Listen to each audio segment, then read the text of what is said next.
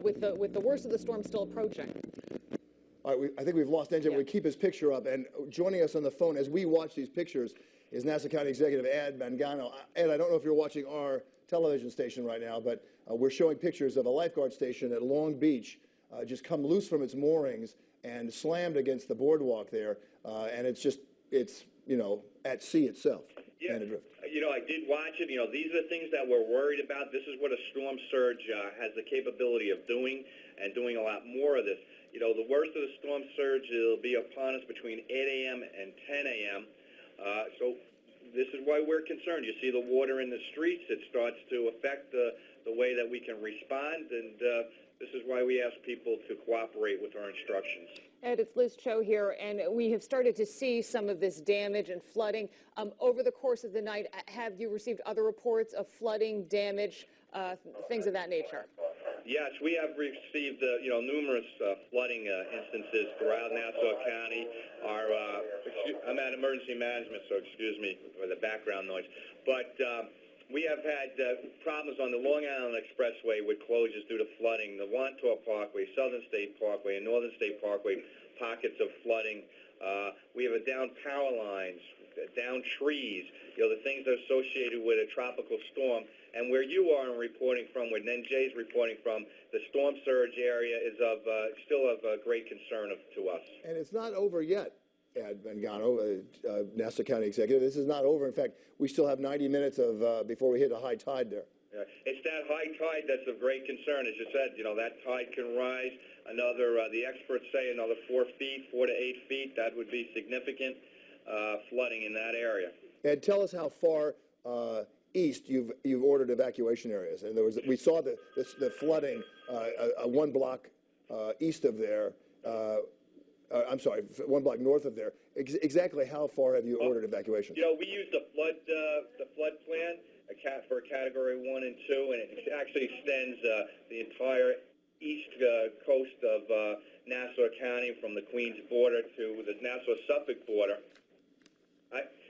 I have the governor that's calling in, so I have to put you on hold a second. Yes, we understand that. We certainly understand that. You go ahead and take that, Ed. We appreciate Governor Cuomo calling on while Ed Mangano, the chief of Nassau County, the Nassau County executive, on the phone with us, and he was watching, as you did, that lifeguard shack and little building completely come loose from its foundation and slam into the boardwalk there at Long Beach on Long Island as our NJ Burkett holding on for dear life on those guardrails. The high tide, not yet. We're still about 90 minutes away from it, but you can see the surge coming forward, and those berms not really doing much good, although you have to think that they have prevented a little bit of the storm surge, but they're just eating away right through that. They certainly will. And these pictures that you're looking at right now, really some of the most dramatic pictures that we have seen so far from our area. We see emergency management people arriving. I think everyone wants to try to look at the structure, stability of this lifeguard building that has just been taken off of its foundation. But really right now there's not a whole lot they can do about it, because we are almost at the height of the storm here, and clearly they don't want to put these emergency workers at risk. Bill Evans is just joining us here on the set. Bill, are you mic'd up yet? RF5, we're going to be on. Okay, RF5 up in the control room. We saw how strong some of the winds were, NJ holding on to the railings there. Can you tell us what sustained winds are there? And the winds right now are at 75 miles per hour. So what you've been seeing across the area is the winds and the surge. This is the surge we've been talking about coming into the area. And as we get into this storm, we're also going to be seeing that surge as it gets into, as you see what NJ was talking about, it just sweeps things off its moorings, just exactly what you saw with the building. So we have 75-mile-an-hour winds. You're having some wind gusts that are going to be a little higher than that, particularly on the eastern end of Long Island. And across the area, what we're going to see, too, is this is just now beginning. So we still are at the high tide. We still got a couple of hours on the other side of that to go. So you see the tide rushing in right now as we go on into the morning hours. The problem here on Long Island is the storm is still about an hour away. It's coming in right now. We're looking at landfall here around 9 o'clock. So it's an hour and a half away as it keeps coming in. So now this tide and this surge is just going to keep rising.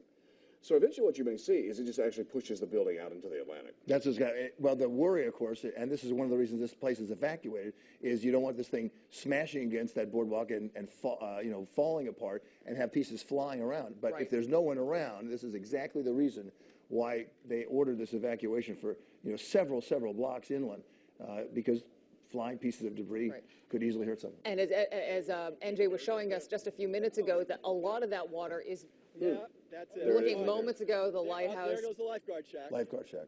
Wow. You see a Breaking little away. satellite television dish on top of it. There's NJ holding on there, getting blown around by that. And that same wind gust, along with the storm surge, loosening that lifeguard house from its foundation. And the water is surging from the ocean, going underneath the boardwalk, and then flooding the street on the other side. And as NJ was telling us, they had to move our live truck.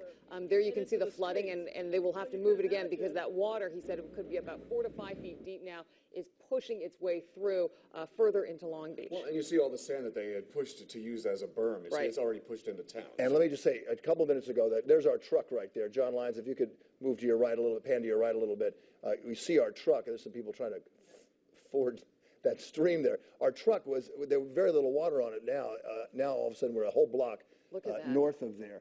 So I suspect we'll have to move our truck. This is what they worry about, that we're going to see more scenes like this, damage to the shoreline as this hurricane comes ashore and as the high tide coincides with the high tide this morning. And you can see those traffic lights really swinging in those 75-mile-per-hour gusts Right. there. Well, this is what storm surge looks like. You know, whenever we see hurricanes like Katrina and in South Florida, that sort of thing, this is a slow surge building up. This is a slow-moving storm. It's moving to the northwest at 18 miles per hour. It is still down around Sandy Hook, New Jersey, moving northeastward. So this will continue to build. This is only the beginning part of this surge now. And so more of this surge will continue pushing all this in. Our truck's going to have to move. Yeah. And Well, we got to get to the truck first because the Right. guy who drives the truck is right now on that Operating it. camera. Yeah. What is remarkable is in the last 10 minutes, though, the water was not up to our truck, and it has surpassed the truck now and made its way down the street, Right. down several streets. Well, and the storm how hasn't made quickly- landfall yet Right. either. So. And it's amazing how quickly all that has flooded. Mayor, okay, Josh Einiger is about 80 miles east of there on Montauk at the end of Long Island. Josh, were you able to see what we just saw? No, I wasn't. It sounds pretty dramatic, It though. was I hope dramatic. they get out of there quickly. And Yeah. tell us about the wind conditions there the, very quickly. Yeah, the wind conditions are getting more and more intense, but we are watching. I mean, you're talking about the damage to the beach. Before our eyes, we're watching the damage to the beach. First of all, look at the swells. It's really breathtaking to watch this. The problem is it is causing a lot of problems. And Pete, if you want to come down and just show this storm fence again, this storm fence, which isn't meant to keep the waves out, as you guys rightly pointed out last time, but it is meant to protect the dunes. Much of the fence has been simply washed away, just hacked to bits. And the part that hasn't been, and this is what's interesting, this is going to be the effect here, I think. You see right down there, Pete, how a lot of it has been buried. Can you zoom in there? That, some of these storms cause erosion. They pull sand out. It's clear because of the direction of the surge and the wind speeds and everything else. It looks clear, at least at this location, that it's just packing in sand right here onto the beach, right? So that's the impact. And the problem is, what it appears to me is that it basically is increasing the floor, the height of the floor of where the water is going to be. And I wonder if maybe Bill Evans has an answer for what that might do to the storm surge, because it looks like, the ground is just rising. And I don't think that's what you would consider to be a storm surge. Apparently, Josh, also the worst is yet to come for you guys. The high tide is not there yet, and the high winds that are going to hit the eastern part of Long Island coming on the back end of this storm, up to 90 miles an hour is what Lee and Bill have been predicting. Josh, we know that you're at Gurney's Hotel at the east end of Montauk. How has the hotel there, have they sustained any damage? Well, not yet. The water has not yet gone into those houses there, the rooms there, the beachfront properties here. But I do want to show you, we've been watching this little shack here, which is right here on the beach, and they had built a big mountain of sand that was almost level with the wood fence this morning, and now it's gone. And now, since the last time we talked to you, under that porch, there's now a space you can see. There's space between the sand and the porch right there. So it's doubtful that that little structure is going to survive. They've evacuated guests who were staying right here along the beach, and it's not all media types who are here. There are some guests who've decided to stick it out, not many, but some, and they all moved up to higher locations, like on the level where the camera is. So they're safe. All right, Long Island reporter Josh Montauk at the end of Long Island, and Montauk keeping us up to date there. Josh, thank you. 1 million people in our area now without power, half of them in New Jersey, and we're going to head almost to New Jersey, Staten Island, in the middle of the beach area where Lori Bordenero is getting pounded once again, and I see the water just flooding onto the boardwalk there, Lori. Yeah, it's actually coming sideways toward me, and it is, as you said, flooding. We just saw NJ's pictures. We were able to see those, and we're going to see some similar situations here, I think, as that tide comes in. When we got here earlier, it looked nothing like this. It was nice and calm, and just over the last couple of hours, really starting to see the full effects of Hurricane Irene as those waves come crashing toward the shore, and you can see them inching up, and it's starting to come under the boardwalk. In fact, we're going to have to move our van in a short amount of time because it's going to go under this boardwalk into the parking lot where we're parked and across the street to Father Capodanno Boulevard, which is a main thoroughfare here. So if it does make its way out there, we're going to see some road closures and again, a lot of flooding. But fortunately, we don't see any residences along this area, just as you can see. If Marvin can just pan over and show you, it's just a desolate boardwalk right now, and fortunately the water hasn't made its way over the railings and onto the boardwalk, but as you said, Bill,